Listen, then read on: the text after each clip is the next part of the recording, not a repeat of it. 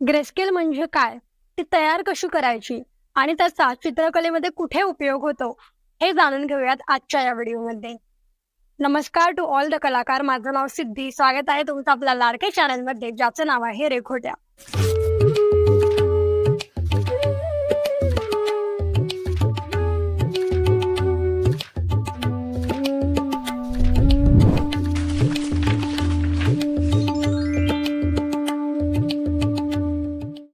तर मागच्या व्हिडिओमध्ये आपण पेन्सिल शेडिंग बद्दल माहिती घेतली. पेन्सिल शेडिंगचे प्रामुख्याने 5 प्रकार कोणते आहेत ते आपण जाणून घेतले. त्याच्यामध्ये लाईट टोन, मिडल टोन आणि डार्क टोन याच्याबद्दल आपण माहिती घेतली आहे. तुम्ही जर तो व्हिडिओ पाहिला नसेल तर लिंक मी खाली दिलेली आहे, तो व्हिडिओ आधी नक्की पहा. तर आज आपण शिकणार आहोत ग्रे स्केल बद्दल. तर त्याच्यामध्ये 2 प्रकार आहेत, एक म्हणजे पेन्सिलची ग्रे स्केल आणि दुसरी म्हणजे कलरची ग्रे स्केल. तर आज आपण कलरच्या ग्रेस्केल बद्दल माहिती जाणून घेणार आहोत, पण त्याआधी आपण जाणून घेऊयात पेन्सिलची ग्रेस्केल तयार कशी करायची. आता पेन्सिलची ग्रेस्केल कशी तयार करायची ते आता आपण पाहूयात.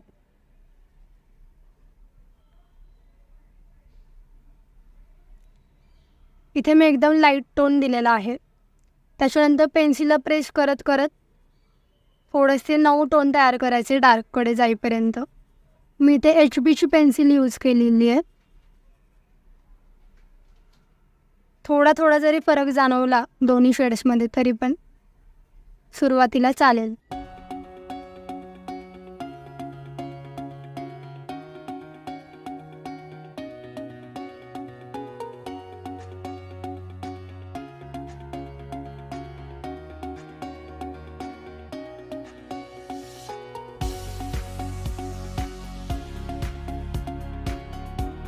तर हे मी इथे 9 शेड्स तयार केलेले आहेत.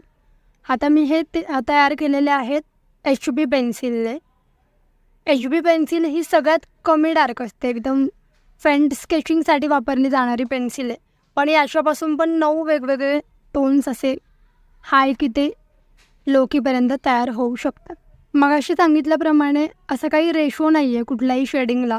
तुम्हाला डोळ्यांनी जसे दिसेल वेगवेगळ्या शेड्स दोन्ही बॉक्सेसमध्ये किंवा दोन्ही लाईन्समध्ये, तर त्याप्रमाणे आपल्याला light to middle, middle to dark असं करायचं आहे. तर ही जी स्केल आहे ती म्हणजे पेन्सिलची ग्रे स्केल. तर आता आपण बोलूयात कलरच्या ग्रे स्केलकडे. तर याच्यासाठी सगळ्यात महत्त्वाची गोष्ट लागणार आहे ती म्हणजे ऑफकोर्स तुम्हाला कळालं असेलच, super white paper. Super white पेपरनंतर सगळ्यात महत्त्वाची गोष्ट आहे ती म्हणजे इथे मी पोस्टर कलर्स आणलेले आहेत. हे खूप गरजेचे आहेत. मी तर म्हणेल की तुम्ही हा पूर्ण पॅकेज विकत घ्या, तो तुम्हाला खूप युजफुल पडेल. तर याच्यामधले 2 सगळ्यात महत्त्वाचे जे टोन्स आहेत ते म्हणजे super white colour, poster colour super व्हाईटचा, आणि दुसरा म्हणजे महत्त्वाचा तो म्हणजे पोस्टर ब्लॅक. आता याच्यामध्ये व्हाईटचे खूप वेगवेगळे टोन्स आहेत. आयव्हरी आहे, त्याच्यानंतर सुपर व्हाईट आहे आणि पोस्टर व्हाईट सुद्धा टोन मिळतो. पण पोस्टर व्हाईट थोडासा येल्लोइशकडे जाणारा टोन आहे. त्यामुळे मी तरी तुम्हाला प्रिपेअर करायला आणि कॉलेजेसमध्ये पण हेच प्रिपेअर केलं जातं की सुपर व्हाईट कलर यूज करावा. तर आता आपण कलरची ग्रेस्केल कशी तयार करायची ते पाहूया.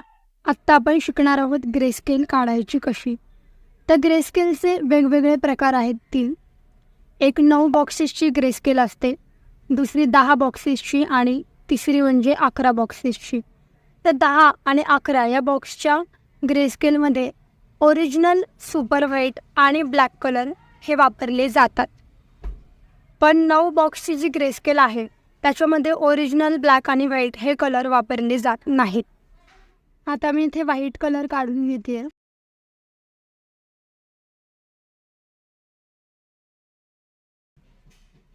आणखीन एका ठिकाणी तो काढून घ्यायचा, म्हणजे ओरिजिनल व्हाईट कलर तुम्हाला जर का वापरायचा असेल, जर का तुम्ही 10 किंवा 11ची ग्रेस्केल करत असाल तर त्यासाठी हा साईडला काढून ठेवायचा. त्यानंतर आता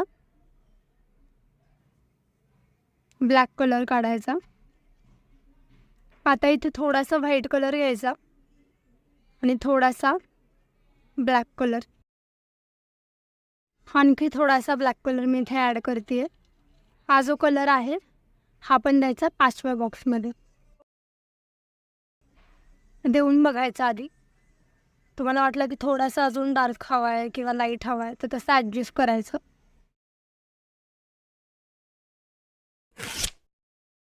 हा आपला 5वा बॉक्स झालेला आहे मिडल टोन करून, ज्याला मिडल की असं पण म्हणतात. आता याच्यामध्ये व्हाईट कलर ॲड करत जायचा. हाय कीसाठी थोडासा व्हाईट कलर मी ॲड केला. तर हा टोन आहे, हा या बॉक्समध्ये जायचा आहे.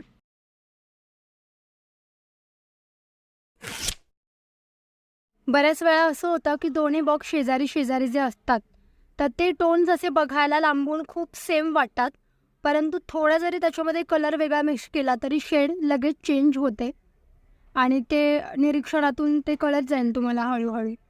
आता आपल्याला 3रा बॉक्स करायचा आहे. याच्यामध्ये मी परत थोडासा व्हाईट कलर घातलेला आहे. हा 3ऱ्या बॉक्समधला शेड. हा झाला आहे आपला 3रा टोन. आता याच्यामध्ये आणखी थोडासा व्हाईट मिक्स करायचा आहे. तर हा इथे देऊन बघते, बरोबर झाला आहे, लगेच देऊन घ्यायचा. आता पहिला टोन तयार करण्यासाठी आणखी थोडासा व्हाईट कलर त्यामध्ये ॲड करायचा. परफेक्ट. हा प्रॉपर व्हाईट कलर नाही,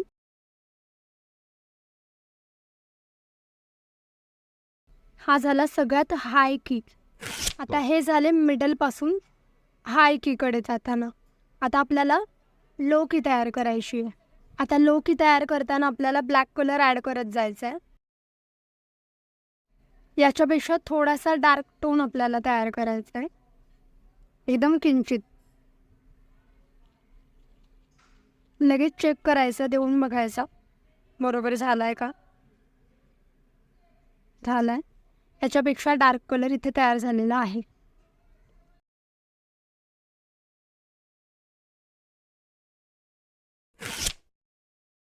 हा झाला 6वा बॉक्स.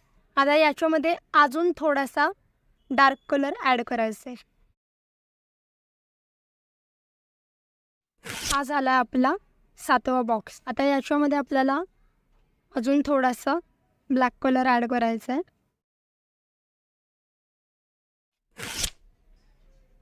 सगळी स्केल पूर्ण झाल्यावरती मी तुम्हाला ब्लॅक आणि व्हाईट हे ओरिजिनल कलर पण शेजारी दाखवणार आहेत कसे दिसतात ते. हा झाला आपला 8वा बॉक्स. आताचा लास्ट 9वा. त्याच्यामध्ये ऑलरेडी कलर तयार झालेला आहे. मग अशी इथे ब्लॅक कलर असल्यामुळे मी त्याच्यामध्ये ग्रे कलर टाकलेला आहे. त्यामुळे इकडे सगळ्यात हाय कीमधला लास्ट कलर ऑलरेडी तयार झालेला आहे. हा मी आता देऊन बघते.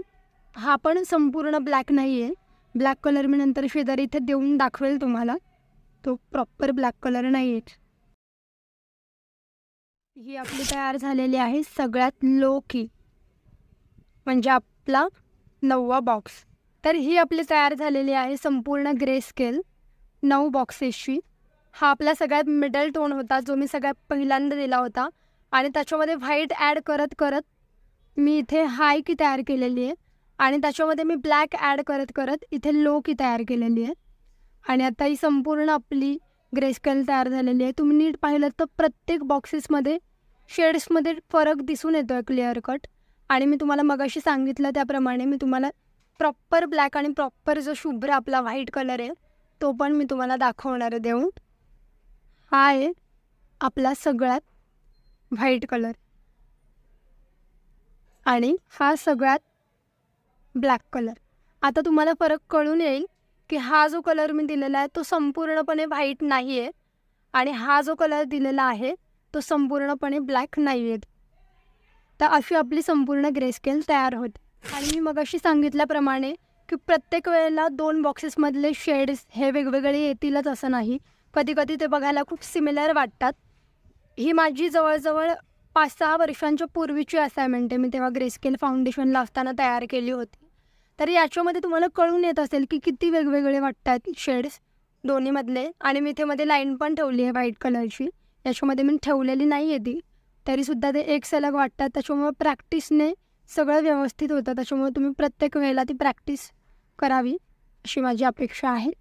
आता ही ग्रे स्केल आपण तयार केलेली आहे. आता याच्यापासून 3D डायमेन्शन शेप कसे तयार करायचे ते पाहूया.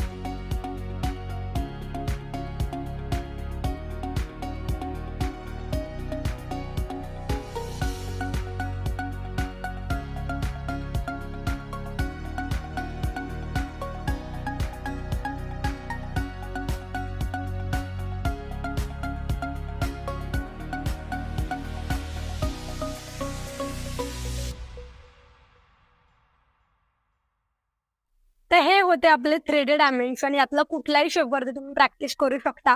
आणि ते जर का तुम्हाला मला दाखवायचं असेल तर माझ्या इंस्टाग्रामच्या पेजला नक्की व्हिजिट करा. मी त्याची पण लिंक तुम्हाला खाली दिलेली आहे. तर त्याच्यावरती नक्की जा. मला स्टोरीमध्ये मेन्शन करा, टॅग करा. मी तुम्हाला त्या पोस्टवरती नक्की छान छान रिव्ह्यू देईल. आणि भेटूयात आपण लवकरच पुढच्या व्हिडिओमध्ये एका नवीन एपिसोड सकट. तोपर्यंत आनंदी राहा, कलेवरती खूप प्रेम करत राहा आणि पाहत राहा रेखोट्या.